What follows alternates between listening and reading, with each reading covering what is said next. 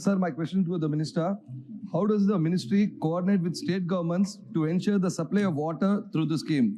There are only portions of villages and houses that are connected with taps but still not receiving water. What measures have been made to implement to ensure that all households, and particularly in underserved areas, receive a consistent and a reliable water connection in 2024? Additionally, what strategies are in place to manage water crisis during national disaster?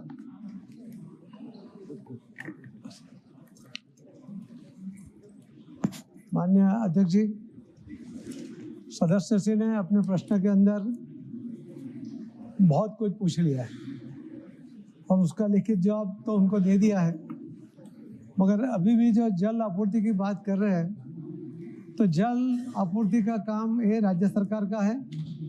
मंत्रालय के द्वारा उनको आर्थिक मदद की जाती है और टेक्निकल सहाय दी जाती है। बाढ़ प्रबंधन के लिए भी उनको टेक्निकल सहाय एक SOP जो बना के रखा है वो सभी राज्यों के साथ शेयर किया हुआ है।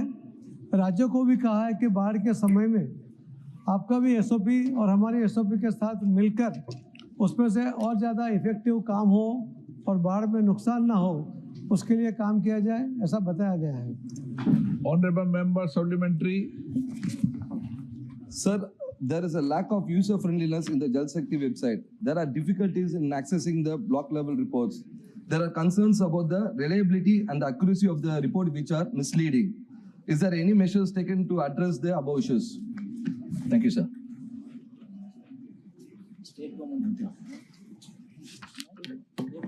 इंफॉर्मेशन हम यहाँ पर देते हैं और सभी राज्यों से आमंत्रित की जाती है। राज्यों की ओर से आने वाले सभी इंफॉर्मेशन के आधार पर मंत्रालय अपना रिपोर्ट पेश करता है, अपनी बात रखता है।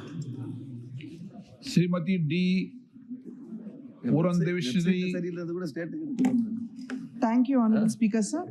Sir, India is home to 7.6% of the world population, and but its freshwater resources are just around about 4%. And in water quality index, India ranks 120 out of 122 countries. The minister himself in his reply had mentioned about the depleting water resources in our country. So my question to the Honorable Minister through you, sir, would be, has there been a study as to, even as urbanization is increasing at a very rapid phase, has there been a study as to how many liters of water per person is required, and giving into the fact that there are depleting water resources and contaminated water available in India right now, what would be the focused action towards improving water supply to households? माननीय अध्यक्ष जी, जो प्रश्न किया गया है उसके अंदर बहुत सी डिटेल उन्होंने मांगी है, उनको मैं करेक्ट करना चाहूँगा कि पूरे दुनिया की जो पॉपुलेशन है उसमें से 18% पॉपुलेशन हमारे देश में है और पूरे दुनिया में जितने पशुधन है उसमें से 18% पशुधन हमारे यहाँ है। उन्होंने कहा कि पूरे विश्व का जो पानी है उसके पर जो उन्होंने बताया फिगर 0.04% वो ठीक है, मगर हर गांव में कितना पानी है, ग्राउंड वाटर क्या है, सरफेस वाटर की क्या स्थिति है, वो पूरा अभ्यास मंत्रालय के द्वारा किया गया है।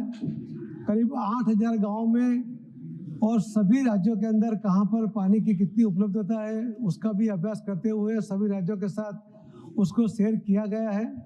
आने वाले दिनों में जिस तरह से राज्य भी काम कर रहे हैं तो सबको जो आदरणीय प्रधानमंत्री नरेंद्र मोदी साहब का जो हर घर नल से जल देने की जो योजना है उसके लिए भी ये जो अभ्यास किया गया उससे बहुत फायदा होगा और सबको पूरा पानी मिलेगा। जो भी कोई कंप्लेन होगी वो भी उसी के कारण, यही अभ्यास के कारण दूर हो जाएगी। श्री E.B. डन ji. Thank you sir. Sir, हर घर जल जीवन मिशन के तहत लाने का मकसद ये है कि प्रदूषित पानी नहीं मिले लोगों को ना। सर हर घर जल is a very good initiative of the government of India. Thousands of connections, household connections have been provided to many different panchayats across the country. Sir, but the biggest challenge in this program is the sources of water is very less. The existing sources have been depleted.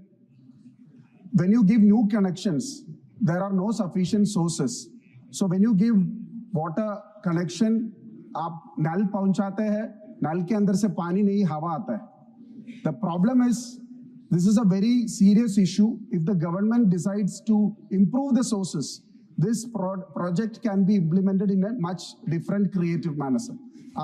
Is the government trying to do any initiative to improve the sources and to lay new pipelines to the existing projects? माननीय अध्यक्ष जी, जो polluted water की बात आपने बीच में कही, मैं आपको बताना चाहूँगा कि ये जो हर गांव में जो पानी दिया जाता है उसके लिए उसका केमिकल टेस्ट हो और टेस्ट के आधार पर मैंने पोल्यूटेड वाटर की बात नहीं कही. मैंने कहा कि जल जीवन मिशन हर घर योजना का लाभ ये है कि जो पहले पोल्यूटेड पानी मिलता था उसकी जगह उसको हर घर नल से पानी मिल रहा है. शुद्ध इस पानी योजना मिल का रहा है. लाभ है ये. शुद्ध पानी मिल रहा है. आदरणीय प्रधानमंत्री नरेंद्र मोदी जी ने जो 70 साल में पानी नहीं मिल रहा था, सुने क्यों माननीय मंत्री जी, आदरणीय प्रधानमंत्री नरेंद्र मोदी जी ने जो इतने सालों से लोगों को शुद्ध जल नहीं मिल रहा था, घर में नहीं मिल रहा था, करीब महिलाओं को करीब रोज के 5.5 करोड़ घंटे उनके पानी के लिए बिगड़ते थे. उनको कई किलोमीटर तक जाना पड़ता था और वहाँ भी उसको पोल्यूटेड वाटर मिलता था. आज हर घर नल की वजह से सबको शुद्ध पानी मिलना शुरू हुआ है. मोदी जी का ये जो योजना के कारण हम इसके अंदर हर राज्य में हम उसको वित्तीय सहाय करते हैं. उसका जो DPR है वो भी राज्य सरकार बनाती है, उसका टेंडरिंग भी राज्य सरकार करती है, उसको टेक्निकल सहाय और आर्थिक सहाय ये हमारा जो हिस्सा होता है उतना मंत्रालय के द्वारा किया जाता है. उसके ऊपर मॉनिटरिंग भी किया जाता है. जो मेंबर ने कहा था कि कई जगह पर जल नहीं मिलता है, हवा ही आती है, ऐसे कई जो किस्से होते हैं उसके ऊपर भी हम राज्य सरकार को उनको इन्फॉर्म करते हैं. हमने भी टास्क फोर्स बनाई है. अगर ऐसे कोई प्रश्न उपस्थित होते हैं तो उसका भी सॉल्यूशन तुरंत लाते हैं. और उस तरह इस योजना जो सफल हो रही है तो करीब 15 करोड़ कनेक्शन इस देश के अंदर इस योजना के तहत दिए गए. मुरारी लाल मीणा जी, मैं आपके माध्यम से मंत्री महोदय से जानना चाहूंगा कि पीने के पानी के मामले में सबसे विकट स्थिति राजस्थान की है और JJM के तहत 45% सेंट्रल गवर्नमेंट को होता है, 45% पैसा राज्य सरकार का होता है और 10% पैसा होता है पब्लिक कंट्रीब्यूशन से. माननीय मेरा आपके माध्यम से निवेदन है कि राजस्थान में क्या गांव बहुत दूर दूर बसे हुए हैं और पानी का ग्राउंड वाटर भी नहीं है. एक तो क्या किया कि पब्लिक 10% कंट्रीब्यूशन दे नहीं रही है. दूसरा, जितने भी जो JJM के अंदर जो स्कीमें थी उनमें जो बिजली के जो बिल्स हैं वो कनेक्शन करीब मैं समझता हूँ 80% कनेक्शन काट दिए गए क्योंकि बिजली का बिल जमा हुआ नहीं. पहली बात तो कहीं सप्लाई नहीं हुआ क्योंकि कंट्रीब्यूशन लोगों ने दिया नहीं और कंट्रीब्यूशन कहीं दे भी दिया तो बिजली के बिलों में कोई ऐसा फैसला किया जाए ताकि सरकार बिजली के बिलों को जमा कराए और पानी की सप्लाई सुचारू रूप से हो सके. ये बहुत बड़ी समस्या पूरे प्रदेश के अंदर. मेंबर का जो प्रश्न है वो उचित है. राजस्थान की स्थिति पहले से ही पानी में कमजोर रही है. जल जीवन मिशन के तहत जो काम होना चाहिए था वो वहाँ पर नहीं हुआ, मगर अभी वहाँ के जो मुख्यमंत्री ने करीब 3 बार मंत्रालय से मुलाकात करते हुए इस योजना को तुरंत लागू करने के लिए जल स्रोत ढूंढकर ग्राउंड वाटर हो या सरफेस वाटर हो वहाँ से या नई कैनाल से भी वहाँ पानी मिले उसके लिए वो प्रयत्नशील है. मंत्रालय उनको टेक्निकल और आर्थिक उसको सहाय कर रही है.